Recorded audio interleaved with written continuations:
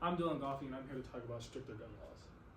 As a college student, there should not be a thought in your mind that you take which route you should take when an active shooter comes into the building, or whether you should fear for your life when you step on campus.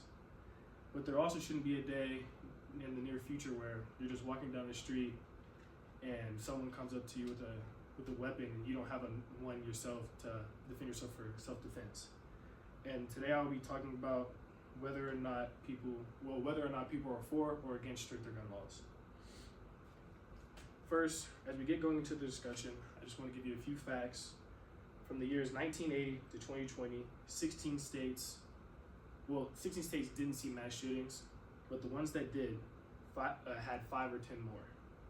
And with 87% of those states having the weapons being obtained legally, and the states with stricter gun laws having more mass shootings. Now that there are some facts out there, let's talk about why someone would be for stricter gun laws.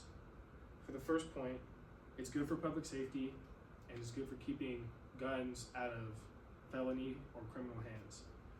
And then one way people are for stricter gun laws is for universal background checks, and that's how you get deeper into who a person is, what they've done in their past, and how could it affect the public safety and the future of people's safety. And universal background checks there have been 40 million universal background checks nationwide over the past few years, and they said that's helped tremendously in stopping mass shootings and gun violence as well. States with citizens requiring to have a permit or some form of special ID to purchase a weapon saw a low percentage in gun violence and mass shootings as well. Now let's talk about why people would be against stricter gun laws. First, there's no correlation to stricter gun laws with cities that have higher rates of gun violence or mass shootings. And when it comes to stricter gun laws, some people think that really there's no point because, say, someone does have a weapon out there, or the cities with higher gun violence, they think they can protect themselves with their own weapon, and they feel like if it's harder to get weapons for themselves, then they won't be able to protect themselves as well. And it also goes against the constitutional right, the Second Amendment, the right to bear arms. People think that it's their right, literally, to own a weapon, to be able to defend themselves, or say an intruder comes in their house, they should have the right to defend themselves as well. And those are my points right now. I invite you to join my discussion, and the first question is, how do you believe gun control laws should balance the right to bear arms with public safety? I believe that they should have a happy balance. Honestly, it's kind of hard to find that balance because all Americans think their own way. You know, some people think they should use weapons as an enforcer, and some people were born and raised to think they should use weapons as protection. So it kind of just depends on who the weapon is in the hands of. I feel like they should probably meet some type of qualifications of some sort to be able to attain these weapons. But for the most part, I just feel like, in my opinion, all weapons should be used as protection instead of as enforcers. So then I have another question for you. Say someone were to go out and buy a gun strictly for revenge base, say someone wronged them, or do you think there should be rules and regulation for that, like to stop revenge shootings or stuff like that? 100%. I feel like buying a weapon with ill intent is never right, no matter the circumstance. It's just very dangerous. I feel like no circumstance where you feel the need to go get a firearm or any weapon just for revenge is right. There should definitely be a qualification or some, I don't know how, but some way to see the reason you're trying to obtain this gun. Thank you. And for my next question is, how do mass shootings affect the topic of gun control, and what measures can be taken to prevent it?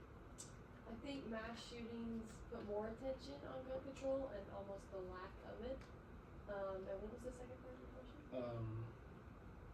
What should be and done? what measures can be taken to prevent it? I think going along with what he said, like there needs to be a greater or like more in-depth background check because so many people are getting guns and using it for the wrong reasons. So obviously they're able to get them too easily. I don't think a simple background check is enough. I think, like he said, you need to have a purpose for it and maybe even like showing proof of what you're using it for. Because obviously mass shootings are occurring because there aren't enough strict. And then I have laws. another Yeah. question. Do you think people should also be upping security in places like schools, malls, or just like in general public? I think so, especially like the kids that are doing the mass shootings. Right. Like I feel like going through some sort of security before they come into the school would be a good idea. At least in my high school we had that, so it felt very safe, so that the students around didn't feel threatened. But definitely, I think there should be more. And then for my next question is, in what ways do you think media coverage of gun violence affects public perception? I would say media coverage over gun violence, it changes how people think about like gun control laws because they only see the negative side of it. So obviously they're going to think that there should be more laws put in place towards how people should obtain guns and that kind of stuff. I don't think it's ever really gonna have a positive impact on how people think about it because it's always almost negative. Do you think if there was a positive perception on the news or just on social media of gun control and just guns in general that it would change? Absolutely, because people wouldn't fear them as much. Guns are seen as something that's scary and bad, and when people only see negative, they're gonna think negative. But if they see more positive things being said about them, they're probably gonna be more in favor of people being able to have their rights to bear arms. I just want to thank y'all for to joining me for this discussion on stricter gun laws, and it helps me think more about the complex situation for the government. Not only that, of them thinking about public safety, but as well, protecting people's Second Amendment and the right to bear arms. And I hope the goal is to aim for a society where owning guns is still respected in America, but also people prioritize public safety of their citizens.